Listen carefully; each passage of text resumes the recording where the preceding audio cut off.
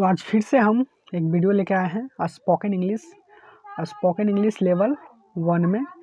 हम लोग पढ़ रहे थे पार्ट्स ऑफ स्पीच, जिसमें 3 क्लास हो चुका है। ओके, और इससे जो बेसिक है स्पोकन इंग्लिश का, बहुत ही बेसिक है। हम बेसिक 0 से पढ़ा रहे हैं। ओके, ताकि आपको कोई प्रॉब्लम ना हो। ये मेरा चैनल का नाम है रविकांत स्टडी ऑफिशियल। ओके, तो चलिए हम, हालांकि मैं आपको ये जो क्लास है 4 है और ये सारे यहाँ तक मैं पढ़ा चुका था। वर्ब के प्रकार अब देखेंगे। जो यहाँ पर पढ़ाए थे हम आपको कि प्रिंसिपल वर्ब जिसको मेन वर्ब भी कहते हैं, ऑक्सिलरी वर्ब जिसको हेल्पिंग वर्ब भी कहते हैं। ओके, तो हम चलेंगे प्रिंसिपल वर्ब की परिभाषा देखेंगे। ओके, तो चलिए प्रिंसिपल वर्ब किसे कहते हैं। तो हालांकि देखिए, मैं आपको ये पढ़ाया था कि काइंड ऑफ वर्ब कितने प्रकार के होते हैं। तो पहला था principal verb, auxiliary verb. Principal verb को मेन वर्ब कहते हैं और ऑक्सिलरी वर्ब को हेल्पिंग वर्ब कहते हैं। तो सबसे पहले हम प्रिंसिपल वर्ब को पढ़ेंगे। ओके, तो प्रिंसिपल वर्ब किसे कहते हैं इसको देखेंगे। तो देखिए, प्रिंसिपल वर्ब जिसको हिंदी में क्या कहते हैं, प्रधान क्रिया। तो प्रिंसिपल वर्ब किसे कहते हैं, थोड़ा सा इसका एग्जाम्पल सेंस समझेंगे, परिभाषा समझेंगे। ठीक, तो इस किसको कहते हैं। ठीक, तो लिखा गया है कि जो क्रिया वाक्य में मुख्य काम करे उसे प्रधान क्रिया यानी कि प्रिंसिपल वर्ब कहते हैं, यानी कि मेन वर्ब कहते हैं। देखिए, कोई भी वाक्य में कोई मुख्य काम करे, बहुत ही इंपॉर्टेंट काम करे, मेन काम करे, जो उसका मेन जो काम करे उसको कहते हैं मेन वर्ब, या कह सकते हैं प्रिंसिपल वर्ब या मेन वर्ब। जानते हैं ना कि आपके क्लास में एक प्रिंसिपल होते हैं, एक हेड होते हैं। हालांकि सब पढ़ाते हैं उस क्लास के, लेकिन एक सबका एक हेड होता है, सबका एक मेन होता है। उसको क्या कहते हैं, प्रिंसिपल कहते हैं। और इसको दूसरा नाम है मेन वर्ब। देखिए, मैं आपको, अगर एक क्लास है, ठीक, क्लास में बहुत सारे टीचर होते हैं। हालांकि सब टीचर पढ़ाते हैं, प्रिंसिपल भी पढ़ाते हैं, लेकिन सब टीचर को हैंडल, जो सबसे ताकत होता है हैंडल करने का काम होता है, प्रिंसिपल का होता है। तो उसी तरह से इस वाक्य में सब एक दूसरे को मदद करते हैं, लेकिन एगो जो होता है जो मुख्य काम करता है, क्या करता है, मुख्य काम। अगर प्रिंसिपल वर्ब नहीं रहेगा, मेन वर्ब नहीं रहेगा, तो वो काम हो ही नहीं सकता है। क्योंकि कोई भी कार्य को करने के लिए सबसे जो मेन भूमिका है वो प्रिंसिपल वर्ब का यानी मेन वर्ब का भूमिका है। ठीक, प्रिंसिपल वर्ब का दूसरा नाम मेन वर्ब है। कैसे है देखिए, जैसे कि इसमें है, लिखा हुआ है, ये है कि इसमें यह है कि Radha is singing a song. देखिए, इसमें क्या है कि राधा जो है ना, वो एक गाना गा रही है। तो राधा का कार्य क्या है, इसमें काम कौन सी कर रही है, राधा किस प्रकार के काम कर रही है। तो राधा जो है ना, वो गाना गा रही है। क्या कर रही है, गाना गा रही है। तो इसका जो, अगर मान लिया जाए कि इस सिंगिंग को हटा दें और यहाँ पर Radha is a song, Radha एक गाना है, इसका कोई अर्थ नहीं कर रहा है, नहीं कर रहा है। देखिए, इसको सिंगिंग को हटा दीजिए, राधा इज अ सॉन्ग, तो इससे कोई अर्थ नहीं कर रहा है, नहीं कर रहा है। अगर इसको हम देखेंगे, अगर इसको इंक्लूड करेंगे कि Radha is a singing a song, Radha एक गाना गा रही है, तो आखिर राधा का कार्य क्या था, गाना गाना। तो ये जो है ना, ये वाक्य में, ये पूरा वाक्य है, ये पूरा सेंटेंस है, Radha is a singing a song, ये पूरा सेंटेंस है, ठीक ना। लेकिन इस सेंटेंस में जो मुख्य कार्य हो रहा है वो सिंगिंग हो रहा है, इसलिए हम लोग कहते हैं सिंगिंग का, वो क्या कहते हैं, मेन वर्ब कहते हैं। किसको कहते हैं, मेन वर्ब। इसको क्या कहते हैं, मेन वर्ब।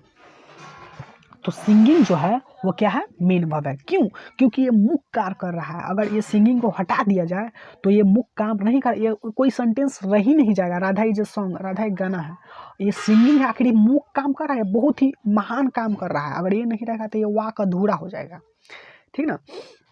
तो ये बहुत ही मुख्य कार्य कर रहा है, इसलिए इसको क्या कहते हैं, प्रिंसिपल वर्ब या मेन वर्ब।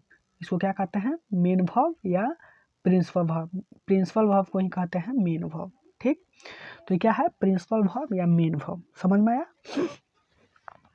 तो इसीलिए यहाँ पर ये अथी कर दिए हैं, बोल्ट कर दिए हैं और यहाँ पर लिख दिया गया है मेन वर्ब। ठीक, ये कोस्ट में। ठीक, लेकिन ये सेंटेंस है, सेंटेंस जो है वो यही है कि Radha is a singing a song. Okay, फिर अगला एग्जाम्पल ये है कि मंजू इज क्राइंग। मंजू क्या कर रही है, रो रही है। मंजू का काम कौची है, अरे यार मंजू तो रो रही है। मंजू क्या कर रही है, रो रही है। उसका काम यही है कि वो रो रही है बेचारी। तो बताइए इसमें जो मेन वर्ब कौन है, क्राइंग है। क्यों? क्योंकि ये बहुत ही मुख्य काम कर रहा है। कोई भी सेंटेंस में बहुत ही महान काम कर रहा है। महान काम करने का मतलब ये बहुत ही मुख्य काम, बहुत ही मेन काम कर रहा है। अब कहें कि मंजू इज क्राइंग, मंजू क्या कर रही है, रो रही है। तो रोने का कार्य कौन कर रही है, तो आखिर मेन हुआ कि नहीं, मेन वही ना का रोना। तो इसलिए हम क्राइंग को क्या कहेंगे, मेन वर्ब कहेंगे। ठीक, मेन वर्ब या प्रिंसिपल वर्ब। अब देखिए तीसरा यह है कि विराट कोहली इज, इसको कर लीजिएगा, प्लेइंग क्रिकेट। तो खेलने का काम कौन कर रहा है, विराट कोहली। ठीक, और क्या खेल रहा है, क्रिकेट। तो इसलिए क्या हो जाएगा, main verb. Sita speaks English, Sita क्या कर रही है, बोलती है। तो मेन वर्ब क्या हो गया, स्पीक हो गया। यानी बोलने का काम कौन कर रही है, सीता, यानी मेन काम कर रही है।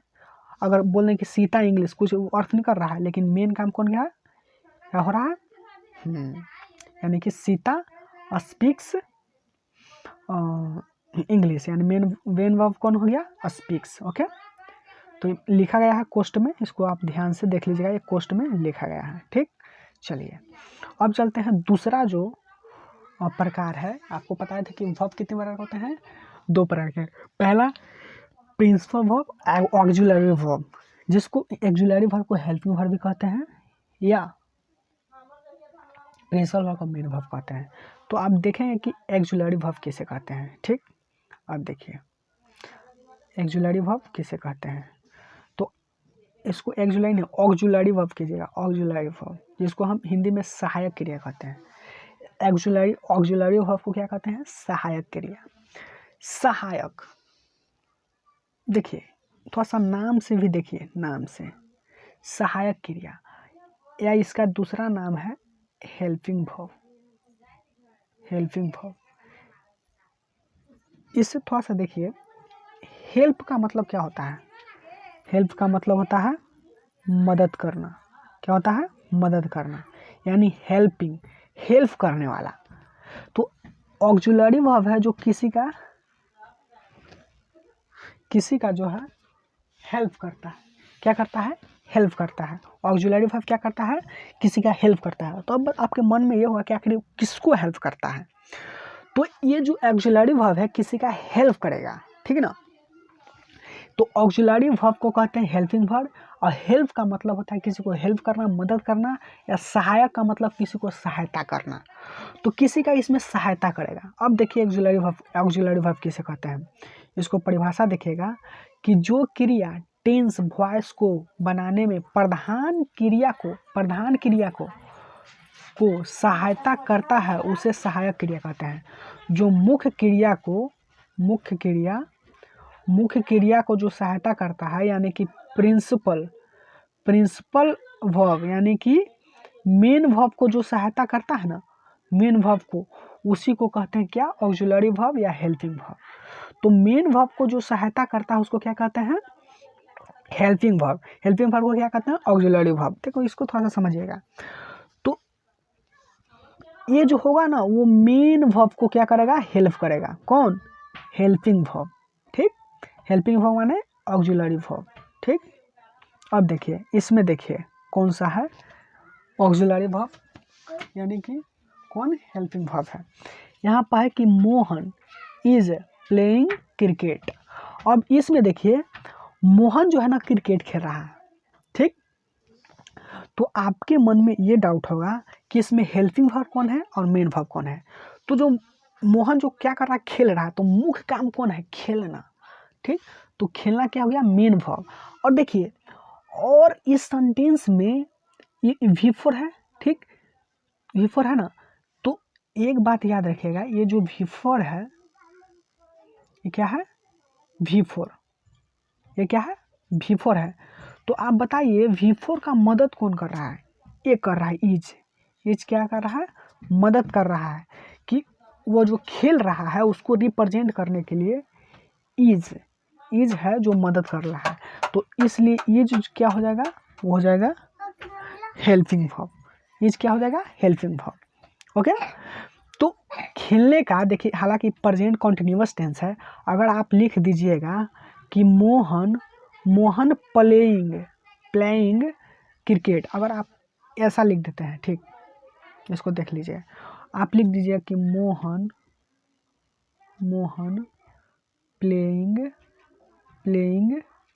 क्रिकेट, ये बताइए तो ग्रामेटिकली ये सही है, बताइए तो, ये बिल्कुल गलत है। ऐसा हो सकता है V4 आ जाएगा, ऐसा हो सकता है, नहीं हो सकता है।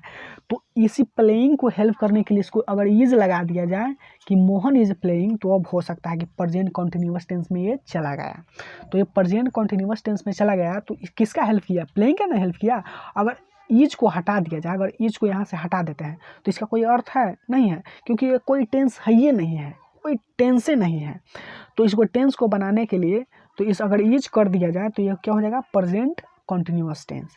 तो ये क्या खेल रहा है, क्रिकेट खेल रहा है, तो मदद कौन कर रहा है, ईज। तो ईज क्या हो गया, हेल्पिंग वर्ब, और प्लेइंग क्या हो गया, मेन वर्ब। इसमें भी राधा इज रीडिंग बुक, तो ईज हो गया हेल्पिंग वर्ब और रीडिंग हो गया मेन वर्ब।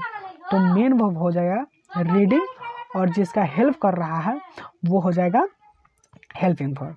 तो ओके, इसी तरह से वीडियो आपको आते रहेगा, तो आप अच्छे से जैसे कि रिवाइज करें। इसका नोट्स वीडियो के डिस्क्रिप्शन बॉक्स में मिल जाएगा, वहाँ से डाउनलोड करें और अच्छे से नोट्स बनाएं और तैयारी करें। ओके, ये सारे जो कॉन्सेप्ट हैं वो बहुत ही बेसिक हैं, इसको आपको स्पोकन इंग्लिश में बहुत ही राहत मिलेगा। ओके, और मेरा चैनल का नाम है रविकांत स्टडी ऑफिशियल, और टेलीग्राम चैनल वीडियो के डिस्क्रिप्शन बॉक्स में आपको मिल जाएगा।